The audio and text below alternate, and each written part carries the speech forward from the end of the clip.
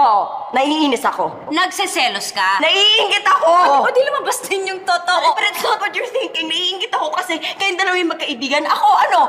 Supera ako. Nawalan ako ng kaibigan. Alam mo kung bakit? Dahil nag-iba ka. Nagbago ka! Nagbago ako kasi yun ang gusto mo, di ba? Paulit-ulit mong pinaramdam sa akin na wala akong kwentang tao kaya inayos ko yung sarili ko, kaya tumino ako. Tapos hindi mo kaya maging masaya para sa akin? Kasi bakit? Kasi nagawa ko yun ng wala ka, nagawa ko yun ng hindi ka kasama. Mali ka. Wow! Mali na naman ako. Kasi ikaw yung palaging tama. Kasi ikaw yung nakaangat sa amin.